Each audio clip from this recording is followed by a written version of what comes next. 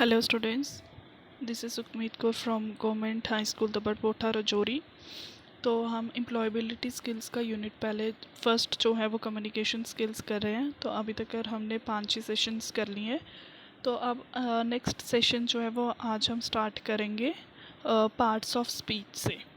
ठीक है, तो ये वाला टॉपिक जो है ये वैसे भी आपकी नॉर्मल इंग्लिश के लिए भी बहुत ज़्यादा इफ़ेक्टिव है, क्योंकि अगर आपके पार्ट्स ऑफ स्पीच, अगर आपके राइटिंग स्किल्स जो हैं वो बहुत ज़्यादा अच्छे होंगे, तो अगर आपको कोई भी चीज़ हिंदी में समझाई जाएगी तो आप इंग्लिश में जो है वो उसको अपने अपने राइटिंग स्किल्स की वजह से इंग्लिश में ट्रांसलेट करके लिख सकते हो। ठीक है, तो इस टॉपिक पे जो है वो थोड़ा सा अच्छा सा कंसंट्रेट करना, अच्छे से समझना इसको, क्योंकि ये बहुत इम्पोर्टेंट टॉपिक है।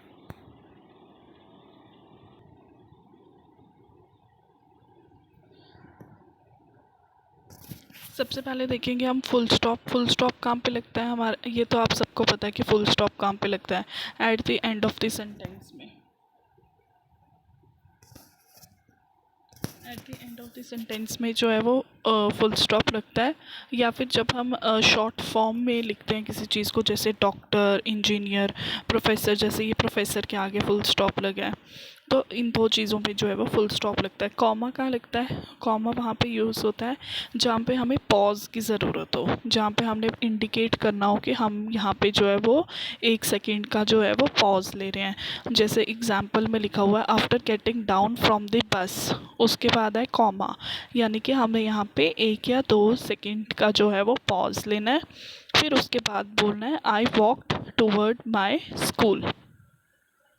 या फिर जब हम दो चीज़ों को सेपरेट करने की कोशिश करें, ठीक है, जैसे मैं आपको बोलती हूँ कि आप पेन, पेंसिल, कॉपी, शॉर्पनर, ये सब चीज़ें लेकर आओ, तो जब आप ये लिखोगे राइटिंग स्किल्स में, तो आप इन सब चीज़ों को जो है वो अलग अलग डिस्टिंग्विश करने के लिए जो है वो फुल कॉमा जो है वो डालोगे। जैसे यहाँ पे कीवीज़, स्ट्रॉबेरीज़ एंड मैंगोज़, इसमें जो है तीनों के बीच में क्या लगा हुआ है? कॉमा लगा हुआ है।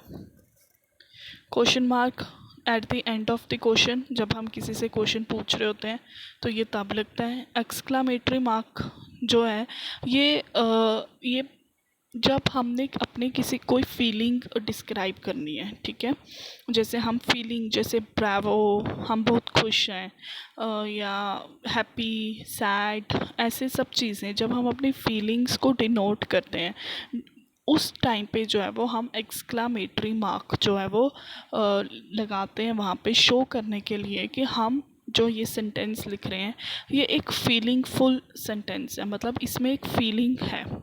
जैसे what a beautiful dress, what a beautiful dress के आगे एक्सक्लामेटरी मार्क लगा है, यानी कि वो बहुत खुश है इस ड्रेस को लेके, इसलिए वो बहुत ज़्यादा हैप्पी है, इसलिए उसने लिखा है कि व्हाट अ ब्यूटीफुल ड्रेस। ठीक है, और ये क्वेश्चन याद से अपनी कॉपी में लिखना, क्योंकि ये इस बार आपके 10th एग्ज़ाम के बोर्ड एग्ज़ाम में ये क्वेश्चन आपको जो है वो 6 मार्क्स का जो है ये लॉन्ग आंसर टाइप आया था इन सब चीज़ों का। ठीक है, ये याद से अपनी कॉपी में जो है वो लिख लेना।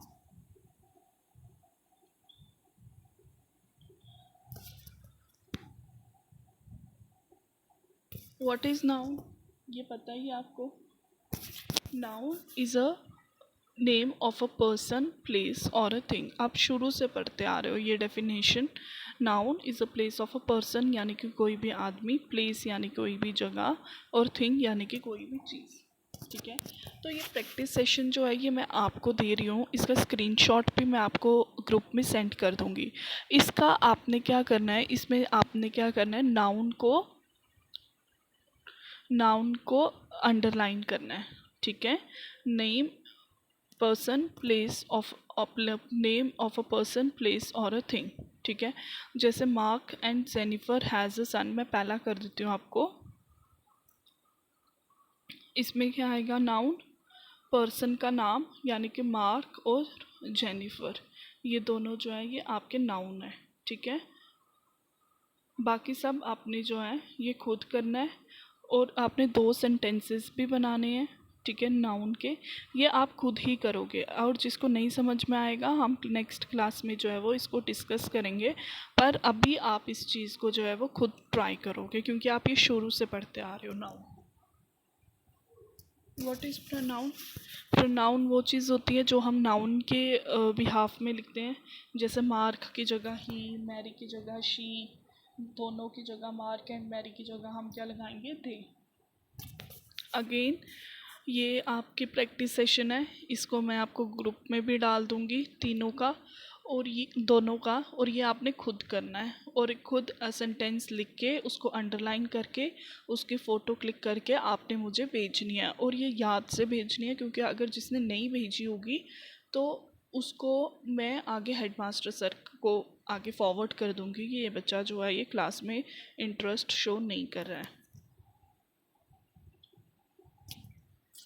What is verb? वर्ब का क्या मतलब होता है? एक्शन, यानी कि कोई भी एक्टिविटी होती है जो, उसको हम बोलते हैं कि वो क्या है, होता है वर्ब। वर्ब जो होते हैं वो हमारे दो टाइप के होते हैं, एक होता है हमारा एक्शन वर्ब और दूसरा होता है हमारा लिंकिंग वर्ब। लिंकिंग वर्ब जो है वो आप मोस्टली जब आप टेंसेस में पढ़ते हो, टेंसेस पढ़ते हो तो तब आपको लिंकिंग वर्ब की जो है वो बहुत ज़्यादा ज़रूरत होती है, जिसको हम हेल्पिंग वर्ब भी बोलते हैं, जैसे इज़, आर, एम, इसको बोलते हैं। और एक्शन वर्ब होता है कोई भी एक्शन और एक्टिविटी। ये देखो लिखा हुआ है वहाँ पे, एक्शन वर्ब क्या होता है? एक्शन वर्ब इज समथिंग जो एक्टिविटी, कोई भी एक्टिविटी जो आप कर रहे हो, जैसे प्लेइंग, ड्राइविंग, क्राइंग, स्लीपिंग, इसको बोलते हैं हम एक्शन वर्ब। और लिंकिंग वर्ब जो मैंने अभी आपको बताया कि जो टेंसेस के लिए यूज़ होता है लिंकिंग वर्ब, उसको बोलते हैं हम हेल्पिंग वर्ब या लिंकिंग वर्ब, जैसे इज़, आर, एम। ठीक है, ये जब आपके स्कूल जाएंगे तब हम टेंसेस जो है वो अच्छे से पढ़ेंगे, तो इसकी मैं अच्छी एक्सरसाइज आपको करवाऊंगी सेंटेंसेस के साथ। पर अभी के लिए आप सिर्फ ये याद रखो कि एक्शन वर्ब और लिंकिंग वर्ब होता क्या है। अगेन ये प्रैक्टिस सेशन है, ये आपको खुद करना है, ठीक है।